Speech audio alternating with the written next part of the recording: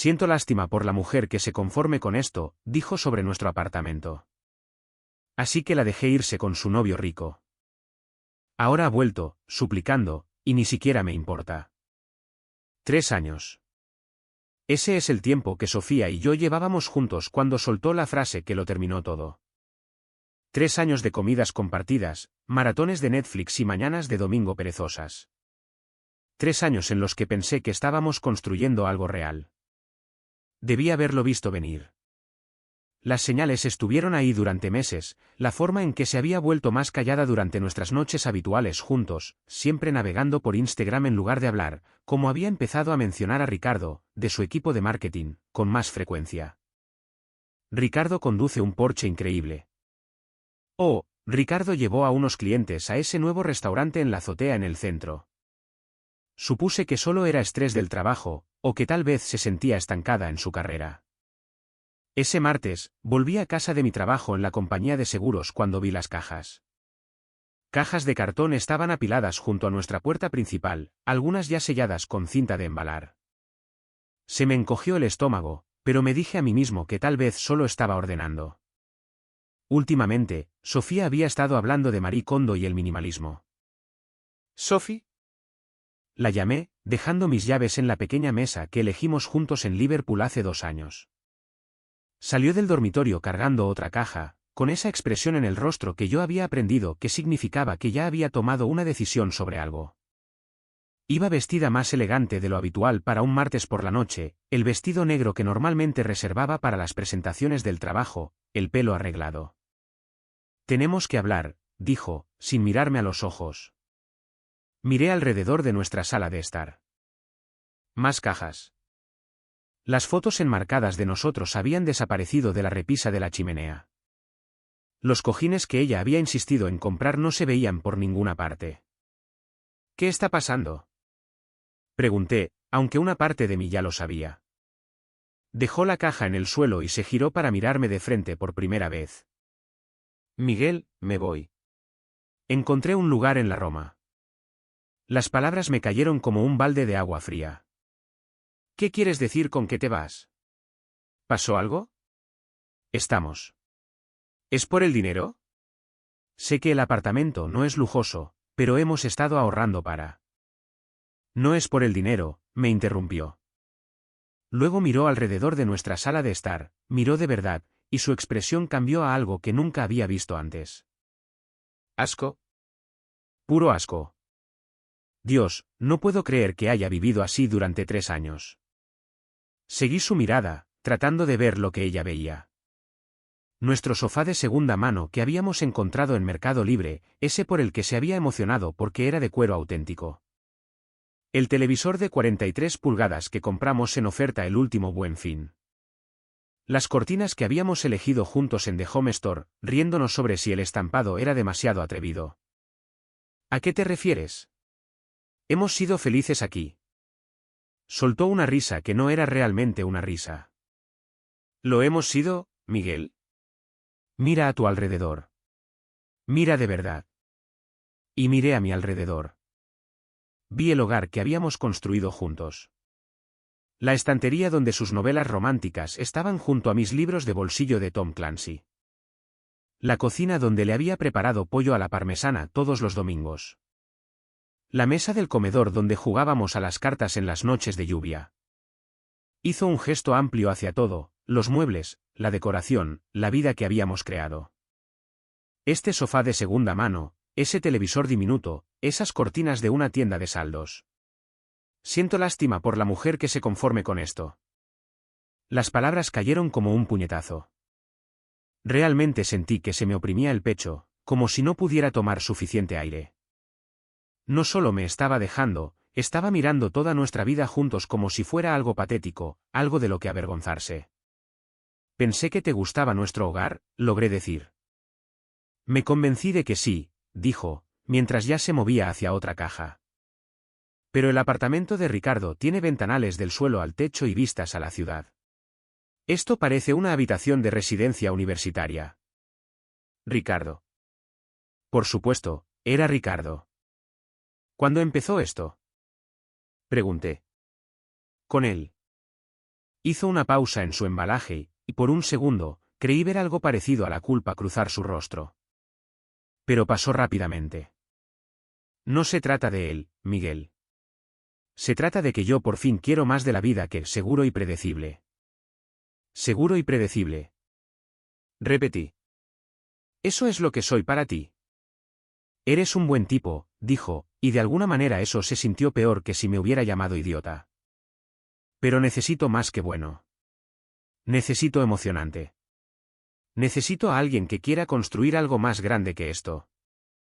Volvió a agitar la mano, descartando 3 años como si no fueran nada. ¿Así que nuestros 3 años no significaron nada? Significaron que aprendí lo que no quiero. Eso fue todo. Ninguna disculpa, ningún reconocimiento de lo que habíamos compartido. Solo una fría evaluación de que yo era una experiencia de aprendizaje que ella estaba lista para superar. Me quedé allí, viéndola empacar sus últimas cosas. Se movía eficientemente, como si hubiera estado planeando esto durante semanas. Quizás lo había estado. Cuando terminó, se giró hacia mí por última vez. No intento hacerte daño, Miguel, pero necesito más que esto. Ricardo lo entiende. Él entiende la ambición. Tú no. Estás contento trabajando en el mismo empleo, viviendo en el mismo apartamento, haciendo las mismas cosas cada fin de semana. No hay nada de malo en eso, pero ya no es suficiente para mí. Agarró su bolso y sus llaves. Volveré por el resto este fin de semana, cuando no estés. Y entonces se fue, así de simple. 3 años reducidos a una conversación de martes por la noche y unas cajas de cartón. Me senté en nuestro sofá de segunda mano durante mucho tiempo esa noche, mirando el apartamento que a ella le había parecido tan decepcionante. El silencio era diferente ahora, no pacífico como solía ser cuando ambos leíamos o veíamos la televisión. Simplemente vacío. Las primeras semanas fueron brutales. Seguía esperando que entrara por la puerta o despertarme y descubrir que todo había sido un sueño horrible. Me sorprendía a mí mismo comprando su yogur favorito en el supermercado o grabando automáticamente los programas que le gustaba ver. Pero no volvió. En cambio, empecé a ver sus publicaciones en Instagram, fotos de cenas caras en restaurantes de los que nunca había oído hablar, cócteles en bares de azotea, un viaje de fin de semana al Valle de Guadalupe. Su sonrisa era diferente en esas fotos, más brillante, como si hubiera estado conteniendo su verdadera felicidad todo el tiempo que estuvo conmigo. Una publicación me dolió especialmente. Era una foto del apartamento de Ricardo, esos ventanales del suelo al techo que había mencionado, con la ciudad extendiéndose debajo. El pie de foto decía, por fin viviendo como una adulta. Copas de champán basta de conformarse subiendo de nivel. Dejé de mirar sus redes sociales después de eso. Sara, la antigua compañera de piso de Sofía de la universidad, me llamó unos 2 meses después de la ruptura. Miguel, no sé si debería llamarte, pero estoy preocupada por Sophie. ¿A qué te refieres? Parece diferente, más estresada. Y no para de preguntar por ti, como si estás saliendo con alguien o si alguna vez la mencionas. No dije nada. Mira, sé que te hizo daño, pero tal vez podrías llamarla. Creo que podría estar dándose cuenta de que cometió un error. Ese ya no es mi problema, Sara. Vamos. Ustedes dos tenían algo real. Todo el mundo podía verlo. Si hubiera sido real para ella, no se habría ido. Sara suspiró. Solo está asustada, Miguel. El mundo de Ricardo es muy diferente a lo que está acostumbrada. Creo que está metida en un lío. Estoy seguro de que lo resolverá.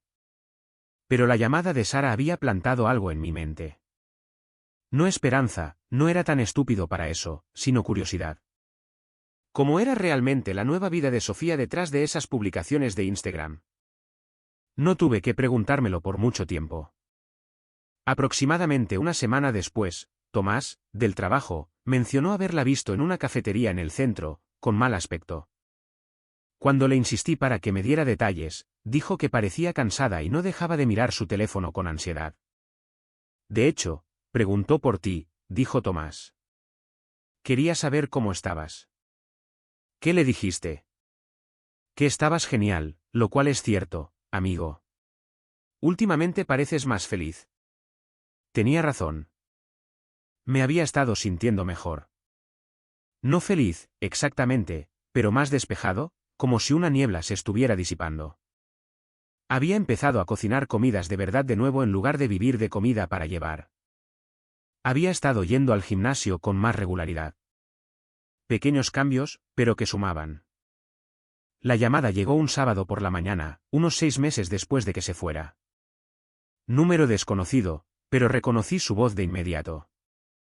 ¿Miguel? Por favor, no cuelgues. Casi lo hice. Mi dedo se cernía sobre el botón de finalizar. ¿Qué necesitas, Sofía? Necesito. Me preguntaba si. ¿Podríamos tomar un café? Tengo algunas cosas que necesito decir. Su voz sonaba diferente, más pequeña de alguna manera. No creo que sea una buena idea. Por favor, Miguel. Ricardo. Las cosas salieron mal. Muy mal. No tengo a nadie más. Una parte de mí quería preguntar qué había pasado. Una parte de mí quería decirle que se lo había advertido, que lo había visto venir. Pero, sobre todo, me sentía cansado. Siento que lo estés pasando mal, dije. Cuídate. Colgué. Intentó llamar 2 veces más ese día. No contesté. Durante las siguientes semanas, empecé a reconstruir lo que había sucedido a través de amigos en común y algún que otro vistazo a las redes sociales. Ricardo, resultó, no era exactamente el exitoso banquero de inversiones que se había presentado.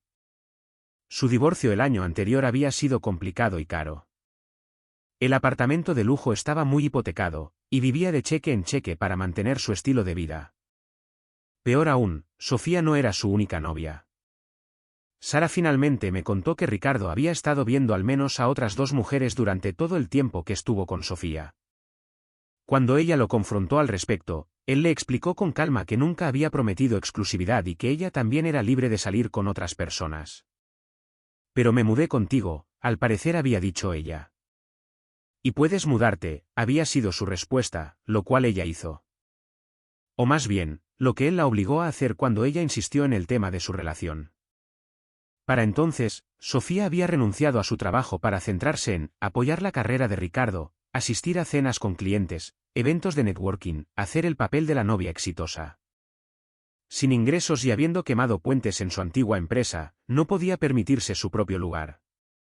Me enteré de todo esto de segunda mano a través de Sara y otros amigos en común que parecían pensar que debería importarme. Lo pintaban como una fábula con moraleja, como si Sofía hubiera aprendido la lección y mereciera compasión. No sentí compasión. Tampoco sentí satisfacción. Principalmente, no sentí nada. Eso cambió el día que apareció en mi puerta. Llegaba a casa del gimnasio un jueves por la noche cuando la vi sentada en los escalones de fuera del edificio de mi apartamento. Se veía diferente, más delgada, y su pelo no estaba peinado como antes. Llevaba unos vaqueros y una sudadera que reconocí de cuando estábamos juntos. Hola, Miguel. Sofía, ¿qué haces aquí? Se levantó mientras me acercaba a la puerta. Esperaba que pudiéramos hablar. Creí que ya habíamos cubierto eso por teléfono. Por favor, solo 5 minutos. En contra de mi buen juicio, la dejé seguirme escaleras arriba. Cuando abrí la puerta del apartamento, se detuvo en seco. Dios mío, Miguel. Este lugar se ve increíble. Miré a mi alrededor, tratando de verlo a través de sus ojos. Había hecho algunos cambios en los últimos 8 meses. Muebles nuevos, no caros, pero de mejor calidad que los que teníamos. Un televisor más grande para el que había ahorrado. Algunas obras de arte de verdad en las paredes en lugar de los pósteres de películas de la universidad. Plantas que de alguna manera había logrado mantener vivas. Seguía siendo el mismo apartamento, pero se sentía más adulto, más intencional. Gracias, dije. ¿Qué haces aquí, Sofía? Ella seguía mirando la habitación como si no pudiera creer lo que veía. Me equivoqué, dijo finalmente. En todo. En este lugar, en ti, en nosotros.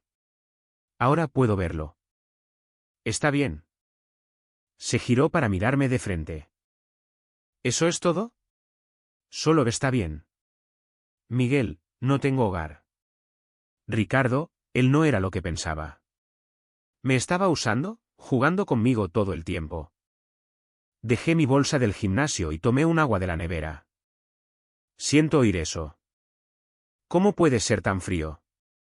Sé que todavía te importo. Tomé un largo sorbo de agua antes de responder. La verdad era que no me sentía frío. No sentía nada. Al verla de pie en mi sala de estar, me di cuenta de que en algún momento de los últimos meses había dejado de pensar en ella por completo.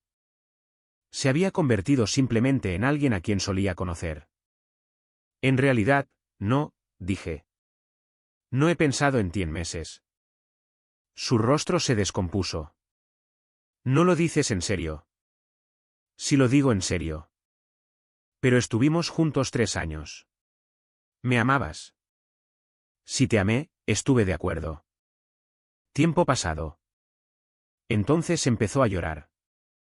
No el llanto bonito de las películas, sino el tipo desordenado y desesperado.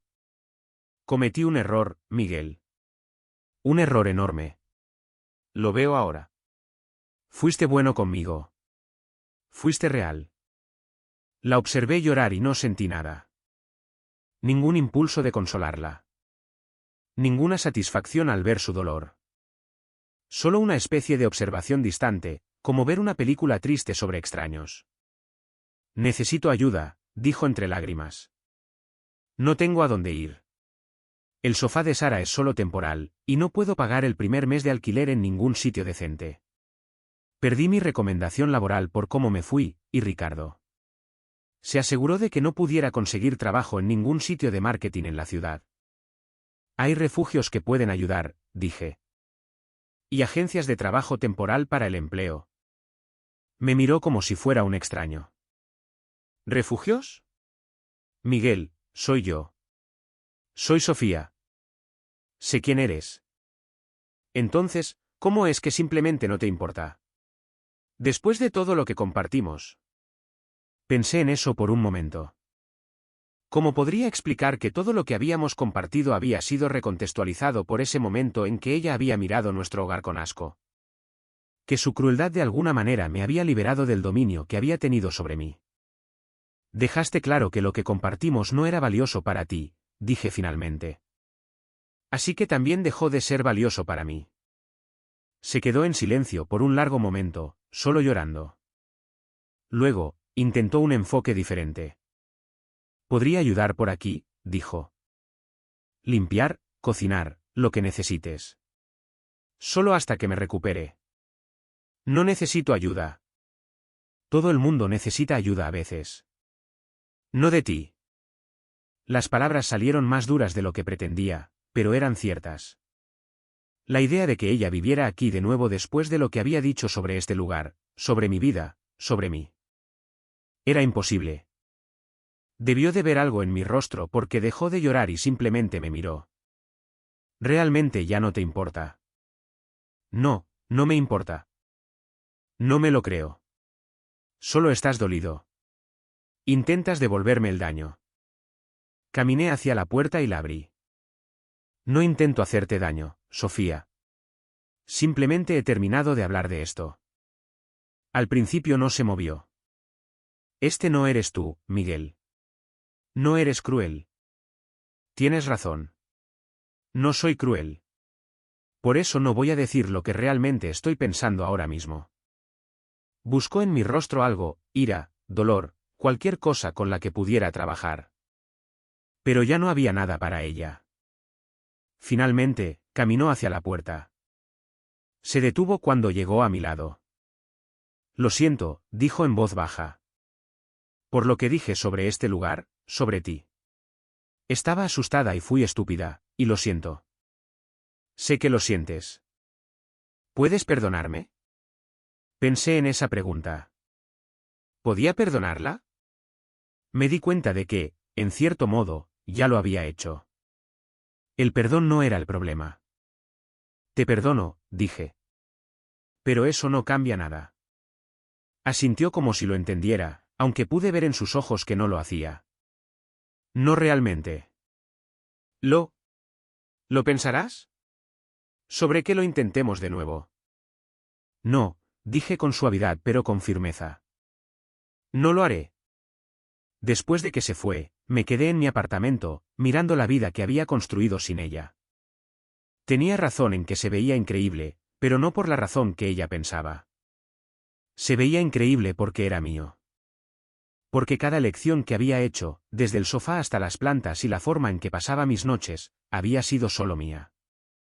Nunca volví a saber de Sofía directamente después de esa noche. Sara llamó unas cuantas veces más durante los siguientes meses, poniéndome al día sobre la situación de Sofía como si pensara que yo estaba llevando la cuenta.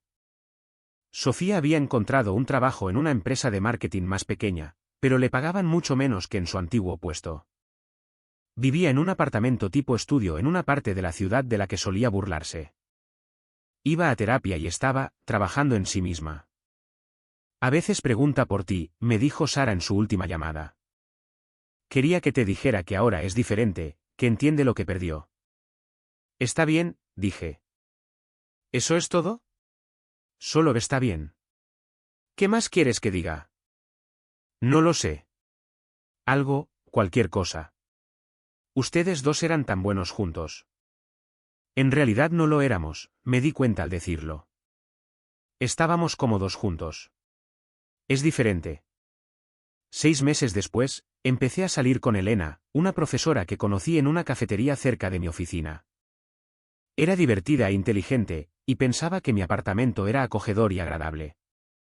Cuando conoció a mis amigos, encajó de inmediato. Cuando conocí a sus amigos, también les caí bien. Elena no necesitaba que yo fuera más ambicioso o emocionante o diferente. Le gustaba exactamente como era, y ella me gustaba exactamente como era. Fue la cosa más fácil del mundo. Una noche, aproximadamente un año después de esa conversación final con Sofía, Elena y yo estábamos preparando la cena juntos cuando mencionó haber visto a alguien que le resultaba familiar en el supermercado. Creo que podría haber sido tu ex, dijo casualmente, cortando verduras.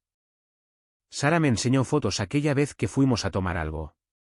¿Se veía? No sé. Cansada, supongo.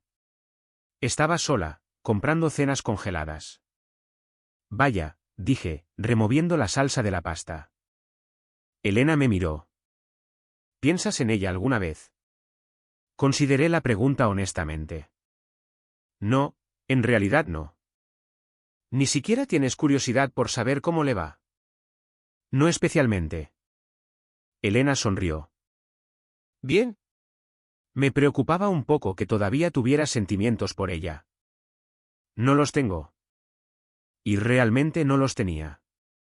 Sofía se había convertido en alguien a quien solía conocer, alguien de una versión diferente de mi vida. A veces recordaba cosas graciosas que había dicho o momentos dulces que habíamos compartido, de la misma manera que podrías recordar una buena película que viste hace años. Pero ya no había ningún peso emocional en esos recuerdos. La última vez que pensé en ella fue cuando recibí una notificación de LinkedIn de que había actualizado su perfil. Nuevo trabajo en una agencia de marketing de nivel medio. Se veía profesional en su foto de perfil, pero más vieja de alguna manera. Pasé de largo sin hacer clic en su perfil. Esa noche, Elena y yo vimos una película en mi sofá, el que Sofía había descartado como de segunda mano y patético. Elena estaba acurrucada contra mí, riéndose en las partes divertidas, con los pies metidos bajo la manta que compramos juntos. Me encanta este sofá, murmuró durante una escena tranquila. Sí. Es tan cómodo y tiene el tamaño perfecto para acurrucarse. Besé la parte superior de su cabeza, pensando en lo extraño que era que Sofía se hubiera equivocado tanto en todo. Este sofá no era patético. Este apartamento no era vergonzoso. Esta vida no era algo con lo que conformarse. Era exactamente lo que había querido todo el tiempo. Solo necesitaba a alguien que también lo quisiera. Sin embargo, Sofía había tenido razón en una cosa. Se habría estado conformando si se hubiera quedado. No porque mi vida no fuera lo suficientemente buena, sino porque ella no era lo suficientemente feliz consigo misma como para apreciar las cosas buenas cuando las tenía. Sentí lástima por la mujer que tuvo que aprender eso por las malas. Pero, sobre todo, no pensaba en ella en absoluto. Historia 2. Cuando el director de la escuela nos llamó, mi esposa dijo con calma, él no es su padre. No le hagan caso. Los hijastros asintieron, él solo paga. No discutí, me lo tomé literalmente. Mientras ellos hablaban, cancelé todos los permisos y pagos escolares. El consejero preguntó, ¿quién es el responsable ahora? Silencio. Entonces, el teléfono de mi esposa se iluminó, matrimonio terminado. La llamada llegó a las 3:27 de la tarde. Lo suficientemente cortante como para partir la tarde en dos. Todavía recuerdo la hora exacta. Algunos momentos no los olvidas, no porque exploten, sino porque aterrizan tan silenciosamente y aún así lo cambian todo. Acababa de llegar del trabajo. La casa olía a detergente y cebollas, como siempre cuando Sofía llegaba temprano a casa. Mis botas dejaron huellas en las baldosas. No me las quité. Simplemente me quedé allí de pie en el pasillo. Ese tipo de cansancio que hace que tus manos se sientan más pesadas que tu cuerpo. Había pasado el día instalando contrapisos en una casa que nunca sería mía. Igual que el día anterior. Igual que mañana. Sofía respondió la llamada en altavoz. Estaba en la cocina, cerca de la ventana. La luz le daba en la cara de la manera perfecta. Suave, limpia, como si el mundo solo la tocara de maneras que nunca lo hizo conmigo. Hola, soy Diana de la oficina de la SEP, dijo la voz alegremente. Solo llamo por los formularios de Luis y Benito para el viaje con noche incluida de la próxima semana. Necesitamos la firma de un padre. ¿Papá o mamá está bien? Sofía no hizo una pausa. No me miró. No preguntó cuál de nosotros debía hablar. Simplemente dijo, con toda la calma del mundo, él no es su padre. No le hagan caso. Lo dijo como si no fuera nada, como si fuera un hecho, como si no estuviera rebanando algo de mí. Me quedé helado. No porque no lo esperara, sino porque sí lo hacía. Luis y Benito estaban encorvados en la mesa del comedor, escuchando a medias.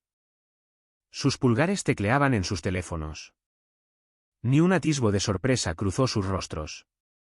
Ni siquiera cuando Luis añadió con pereza, secamente, sin siquiera levantar la cabeza, él solo paga. Benito no levantó la vista, solo resopló. Y así, sin más, todo mi papel se redujo a una transacción. No era padrastro. No era Miguel.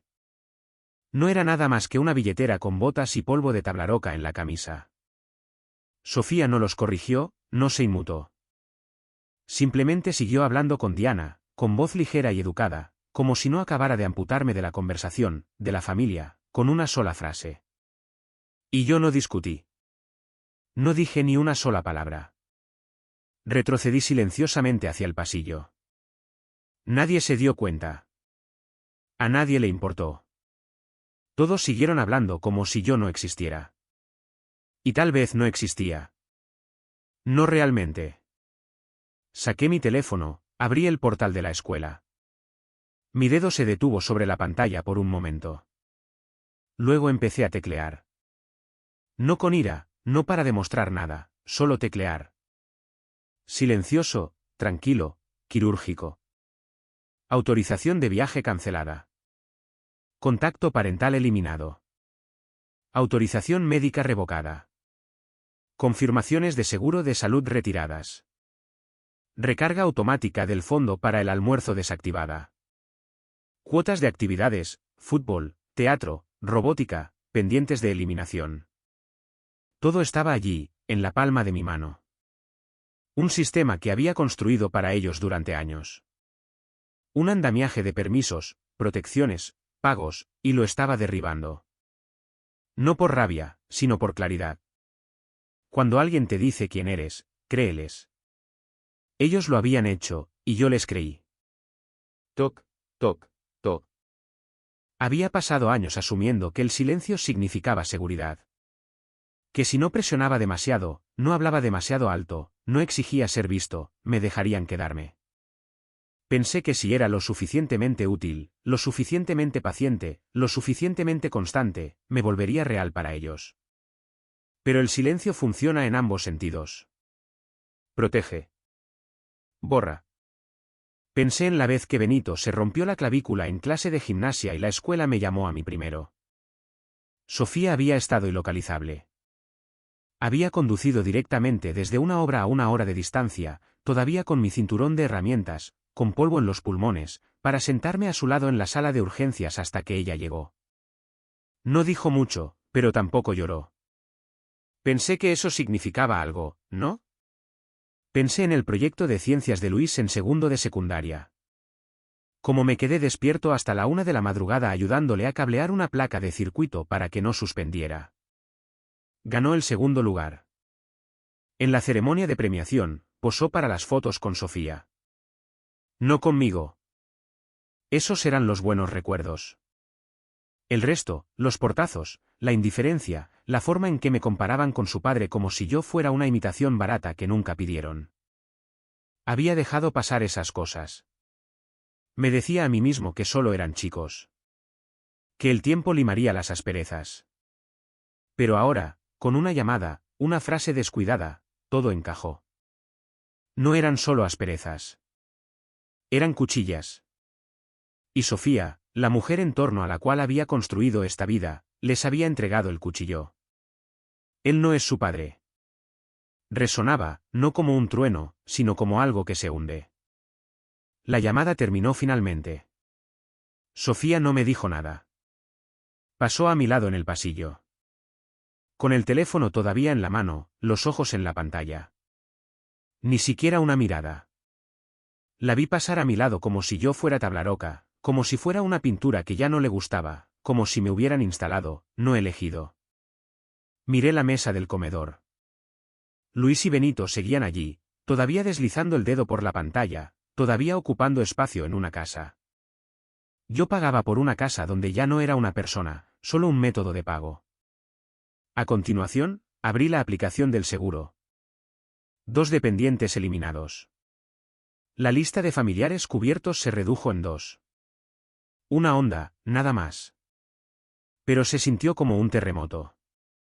Y, sin embargo, nadie se dio cuenta. Eso fue lo que más me golpeó. Nadie se dio cuenta. Ni Sofía, ni los chicos. No vieron la estructura retirándose bajo ellos, el andamiaje que yo había construido ahora desmantelándose silenciosamente. No oyeron los engranajes detenerse, los cables cortarse. No sintieron el suelo ceder, pero lo sentirían. Y no necesitaría levantar la voz para que eso sucediera. Se me había dicho clara y definitivamente que no era su padre. Que mi lugar en esta casa no era ganado, ni respetado, solo tolerado mientras los cheques se cobraran. Así que les tomé la palabra y me detuve. Dejé de ser el respaldo, dejé de ser la cobertura, dejé de ser el papá que no querían, pero que esperaban que los financiara de todos modos. Permanecí en ese pasillo durante mucho tiempo después de que terminara la llamada. La luz cambió.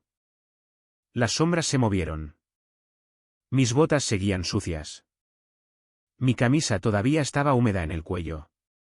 Todo parecía igual. Pero yo ya había abandonado la habitación. El papel. La mentira. Oí a Sofía reírse de algo que dijo Benito. Una risa real. Como sin esfuerzo. No la había oído reír así conmigo en mucho tiempo. Y entonces me di cuenta de que tal vez nunca estuve en la conversación. No esperaban que yo hablara. Esperaban que me quedara en silencio para siempre. Así que les di lo que querían, pero no de la manera que esperaban. El silencio después de la llamada perduró más que la llamada misma. Ese tipo de silencio no se siente vacío. Se siente suspendido, como si el aire estuviera esperando que alguien notara lo que ha cambiado. Pero nadie lo hizo. Los chicos se quedaron donde estaban, deslizando el dedo, los pulgares moviéndose como metrónomos. Sofía se movía de la cocina al cuarto de la ropa y a la sala como si nada hubiera pasado, como si no se hubiera dicho nada, como si yo no estuviera de pie en el centro de la casa, vaciado, todavía sosteniendo el teléfono que había usado para borrarme a mí mismo. No dije nada en la cena. Ellos tampoco. Comimos como un grupo de extraños en una escala, ocupando silenciosamente el mismo espacio con el entendimiento de que todos nos iríamos pronto. Luis hizo una broma sobre un compañero de clase. Benito se rió demasiado fuerte. Sofía sonrió, sirvió más agua. Yo me senté allí, con las manos aún sucias, la carne en mi plato enfriándose. Cuando la escuela volvió a llamar, eran las 7:42 de la noche.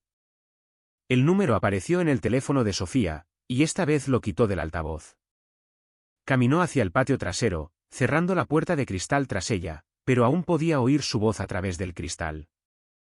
Y pude oírla de él, más firme esta vez.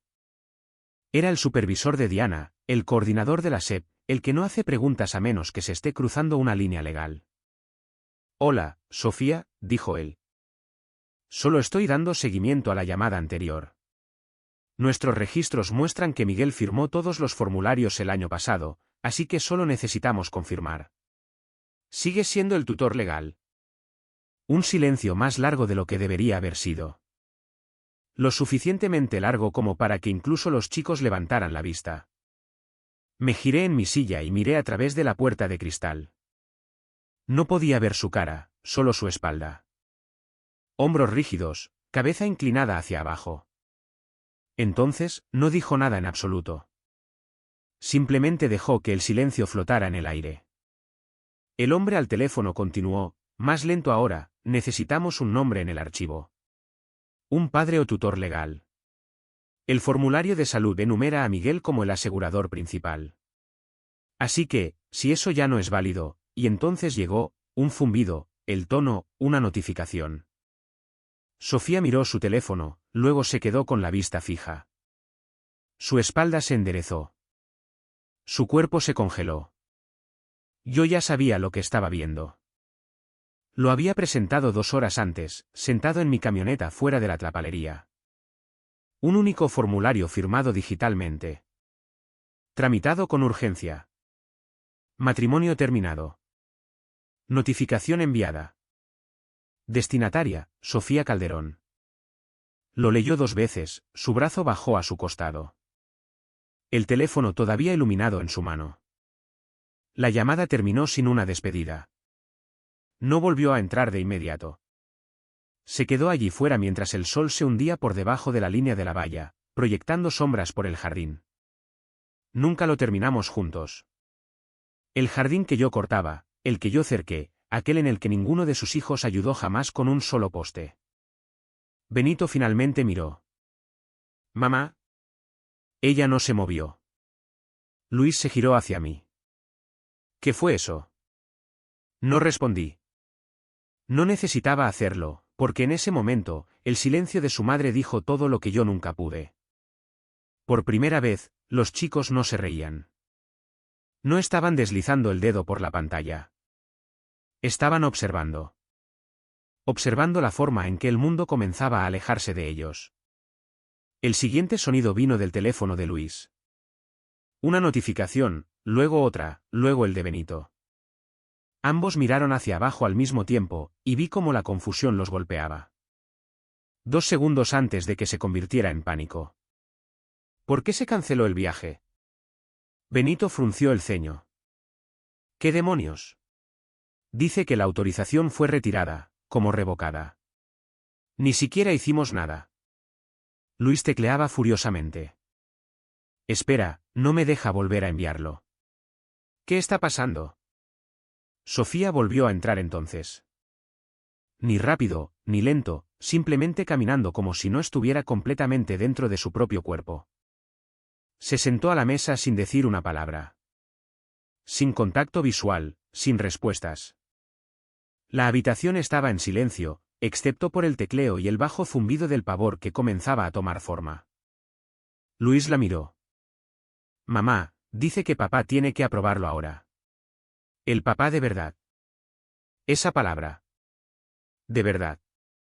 La dijo sin pensar, sin siquiera parpadear. El tipo de palabra que se escapa cuando ya ha sido dicha 1000 veces a puerta cerrada. Benito levantó su pantalla. ¿Quitaste el seguro? Sofía parpadeó. No.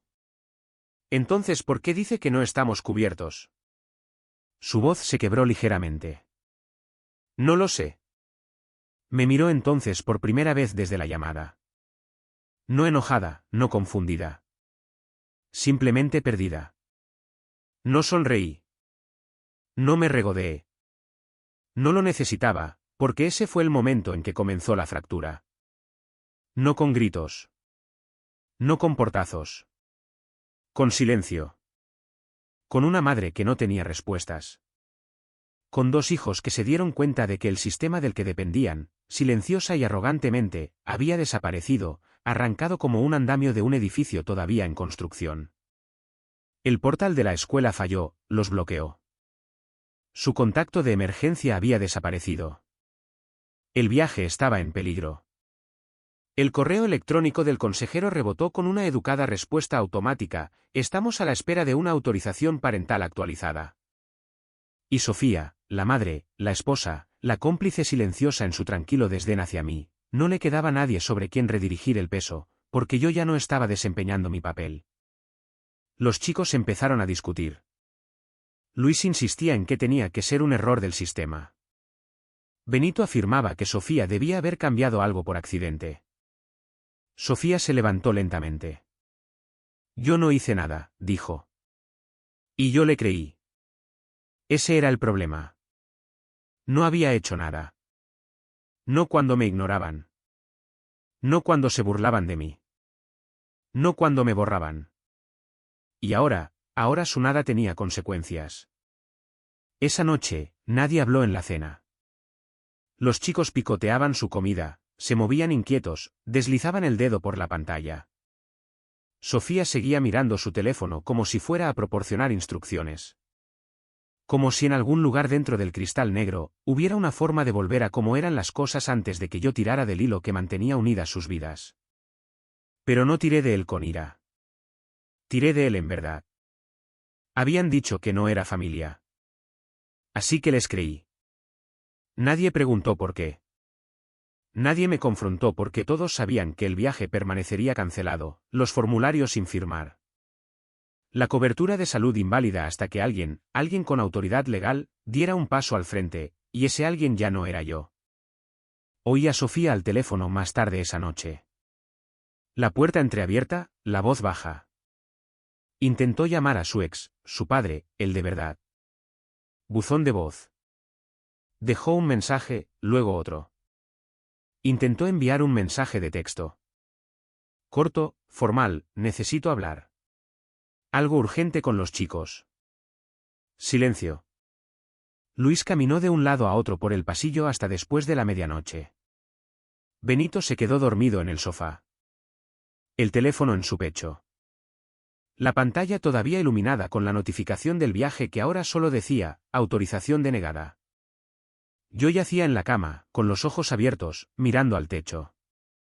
Sofía yacía a mi lado, de espaldas. No me preguntó nada. Ni a dónde había ido, ni qué había hecho. Ni por qué, porque ya lo sabía. Lo había visto en la pantalla. Las palabras que nunca pensó que enviaría. Matrimonio terminado. Había sentido la silenciosa retirada en la casa. No una tormenta, no una pelea, solo el constante repliegue de un hombre que había sido la estructura detrás de sus vidas. Y ahora ya no lo era. Susurró algo en la oscuridad. No quise que saliera de esa manera. No respondí, porque sí había querido. Si no en palabras, entonces en silencio, en complicidad. En cada momento que les dejó poner los ojos en blanco cuando yo hablaba. En cada vez que les dejó pasar a mi lado sin un saludo. En cada segundo que los vio tratarme como a un extraño y no dijo nada. No tienes que decir la crueldad en voz alta para que aterrice. Solo tienes que hacerle espacio. Los chicos finalmente estaban aprendiendo lo que sucede cuando el hombre que borras deja de borrarse a sí mismo. Habían construido sus vidas sobre un sistema que funcionaba porque yo lo mantenía funcionando. Y ahora el sistema se había detenido. No por despecho, sino porque dijeron que yo no pertenecía. Así que di un paso atrás. No me alejé, solo lo suficiente para que vieran el vacío que dejé. Y tal vez, solo tal vez, lo sintieran. La escuela canceló el viaje a la mañana siguiente. No pospuesto, no reprogramado, cancelado. Aparentemente, ningún otro tutor legal se había presentado para firmar la autorización médica. Sin ella, no podían arriesgarse a llevar a los chicos fuera del campus por la noche. Responsabilidad, dijeron. Pólizas de seguro, protocolo del distrito. Luis se enteró por un mensaje de texto. Benito por un correo electrónico.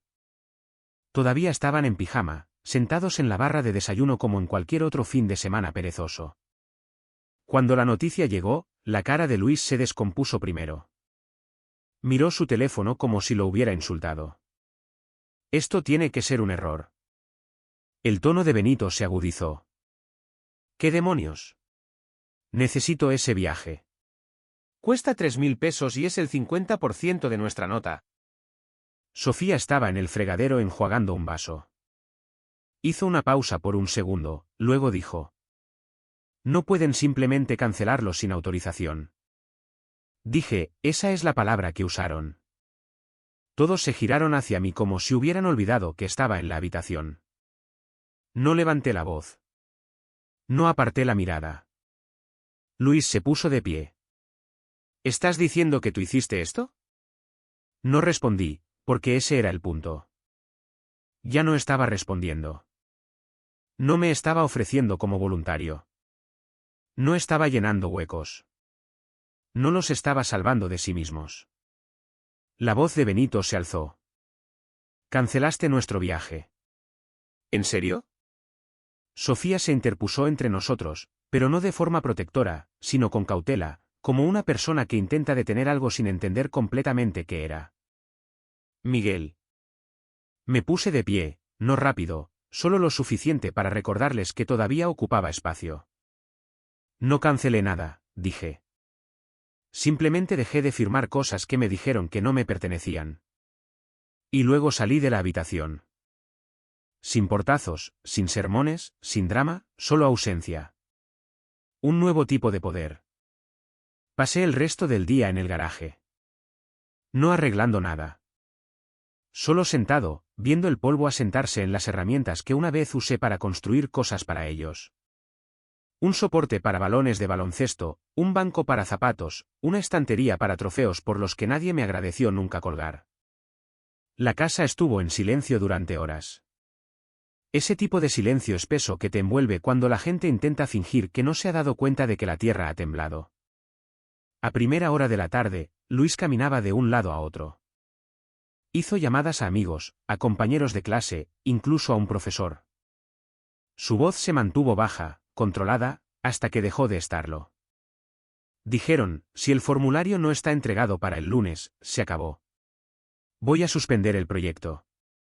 Esto es una mierda. Se contuvo antes de terminar la palabra. Quizás recordó que yo estaba al alcance del oído. Quizás no. Benito se sentó encorvado en una silla del comedor. Hombros tensos. Su pie rebotaba.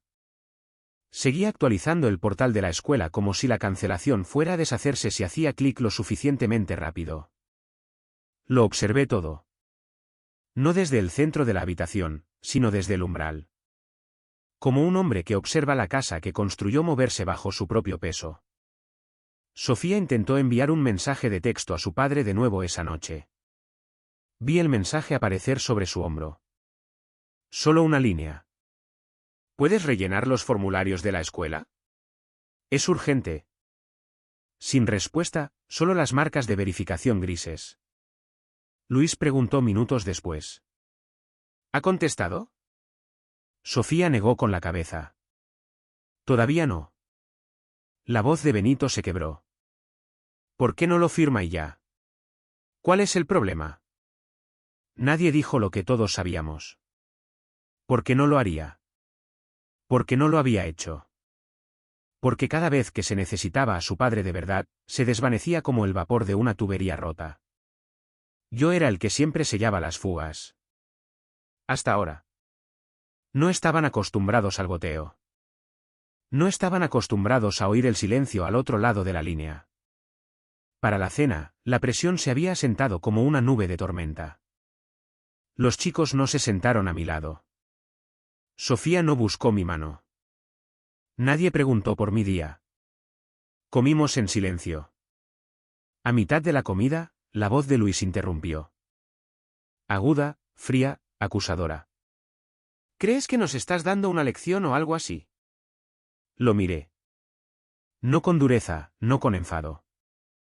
Solo el tiempo suficiente para hacerle apartar la vista.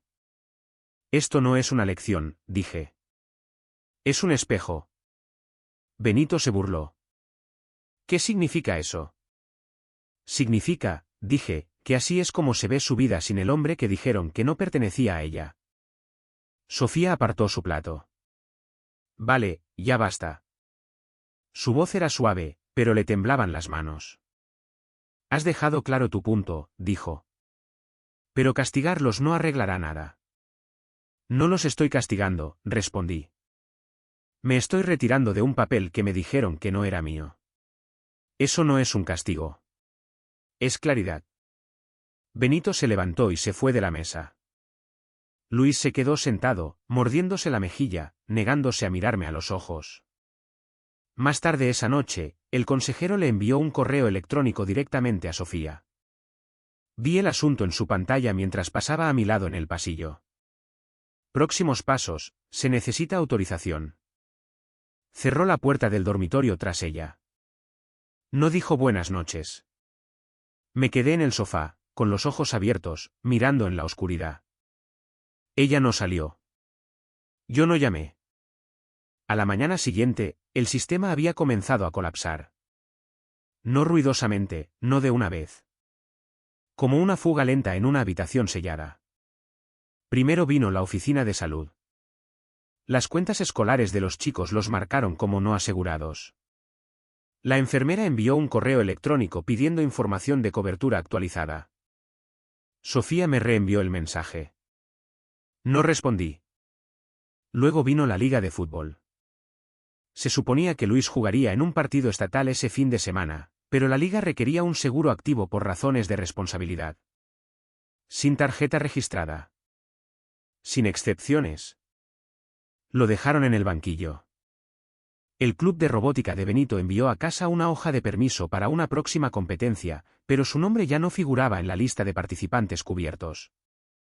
Necesitaban la firma de un padre, una exención de responsabilidad de un tutor. Le metió el formulario en las manos a Sofía. Tienes que hacer algo. Ella lo miró como si estuviera escrito en un idioma extranjero. Sus dedos se curvaron alrededor del papel, luego se aflojaron. No lo firmó, no porque no quisiera, sino porque no podía. Su nombre no era suficiente. Me había asegurado de eso años atrás, cuando la escuela preguntó quién era responsable de todas las decisiones relacionadas con emergencias médicas y actividades extraescolares. Ella me dejó rellenar los formularios. Dijo que era más fácil así. Ahora esa decisión tenía un costo. Luis se sentó en el pasillo esa tarde con la cara entre las manos. Benito estaba de pie junto al fregadero de la cocina, mordiéndose la uña hasta la piel. El aire era quebradizo. Entonces me quedé en silencio, no para provocarlos, sino para dejarlos escuchar, para dejar que el silencio hablara, porque la verdad nunca fue ruidosa en nuestra casa. Vivía en miradas, en encogimientos de hombros, en la forma en que pasaban a mi lado sin un hola. En la forma en que Sofía lo excusaba cada vez. Solo son adolescentes. No lo dicen en serio. Ya cambiarán. Pero no lo habían hecho. Ni en 5 años.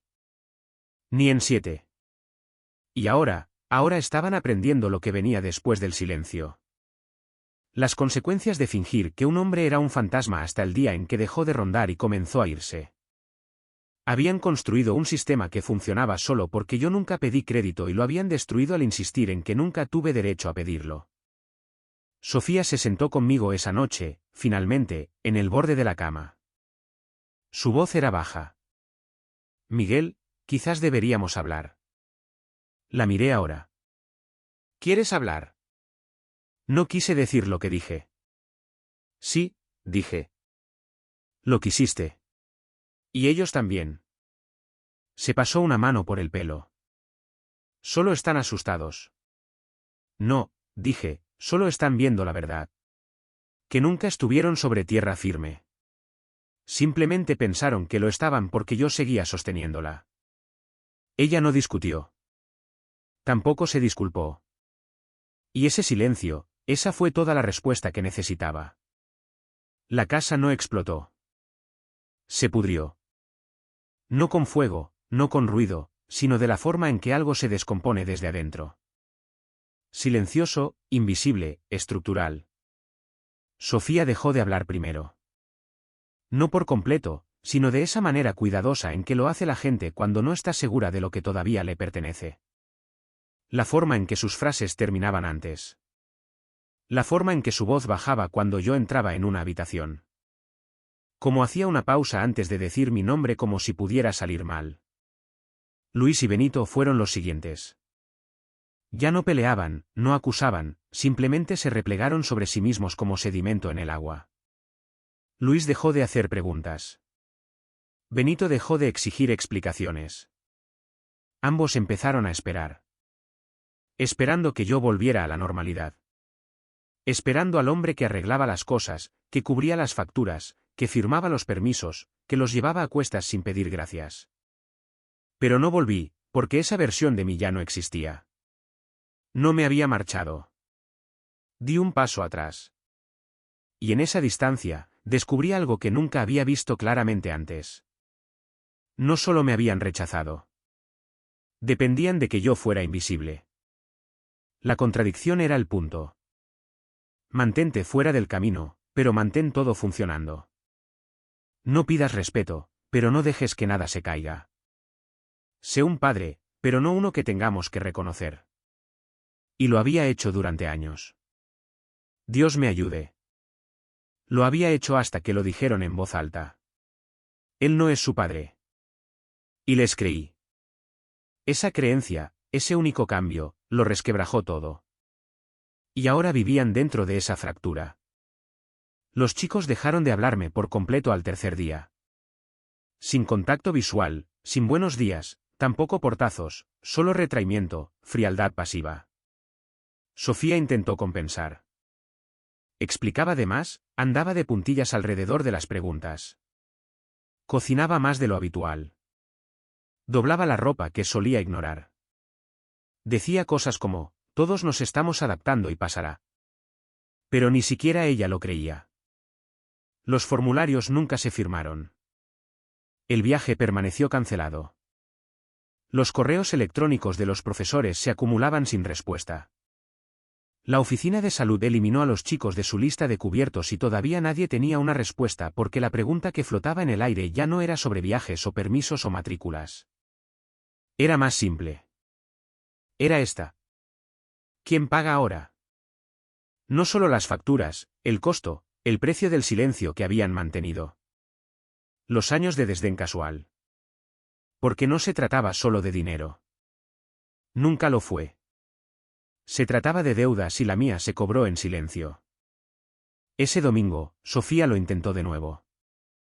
Estábamos sentados en la misma habitación, pero a kilómetros de distancia. Sé que estás dolido, dijo. No respondí. Se inclinó hacia adelante. Solo son chicos, Miguel. Lo sabes. Dicen cosas sin pensar. La miré y lo vi. Lo que no me había permitido ver antes, no los estaba defendiendo por amor. Los estaba defendiendo por miedo. Miedo de que el hombre que había sostenido esta casa realmente la dejara en pie por sí sola. No estoy dolido, dije. Ella parpadeó. ¿No lo estás? No, solo estoy harto de fingir que soy algo que no soy. Ella apartó la vista porque en el fondo sabía que no había fracasado como padrastro. Había tenido demasiado éxito como fantasma. Esa noche, Luis intentó hablar. Solo una vez. Yo estaba en el garaje de nuevo, limpiando herramientas que no planeaba usar. Se quedó en la entrada, con las manos en los bolsillos, la boca apretada. No quise decir eso así, murmuró. Levanté la vista. Así como. Sus ojos se movieron nerviosamente. Que no eres nuestro. No terminó porque no podía, porque decirlo, asumirlo, significaría admitir que había costado algo. Así que asentí. De acuerdo. Y volví a limpiar la llave inglesa. Se quedó allí unos segundos más, luego se fue. Esa fue la única vez que alguno de ellos intentó hablarme directamente. Y no fue una disculpa. Fue un ensayo para una conversación que podrían tener algún día con otra persona, un jefe, una pareja, un hijo propio. Quizás entonces entiendan lo que cuesta el silencio. El siguiente golpe vino de la propia escuela. Una carta certificada dirigida a Sofía. No la toqué, solo la dejé en el mostrador. La abrió sola en la cocina.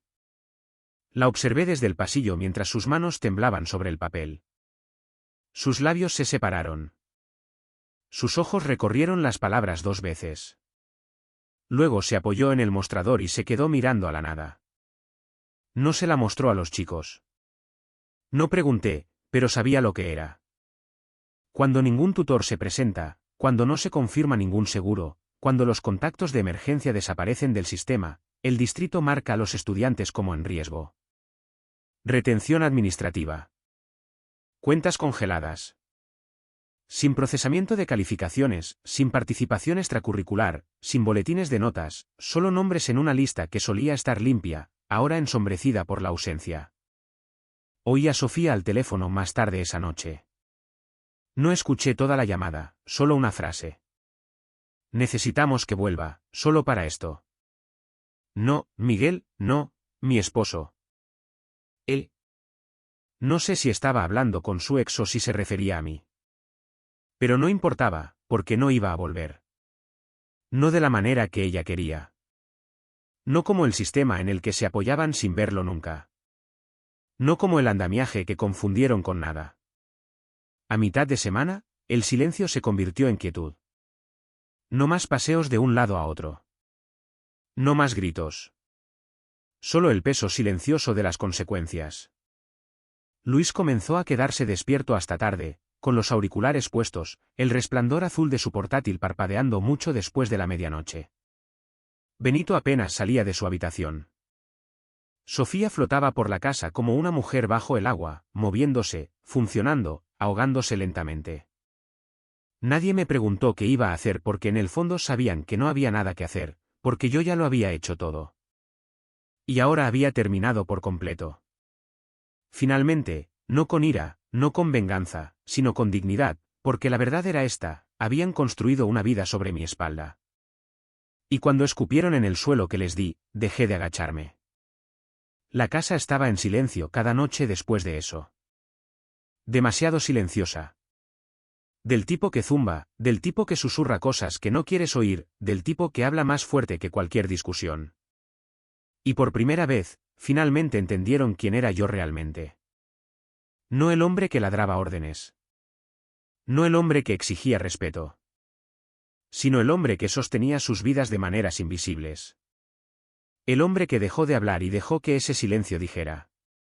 Comparte tus pensamientos en la sección de comentarios a continuación y no olvides darle me gusta, compartir y suscribirte a Ecos de la Vida.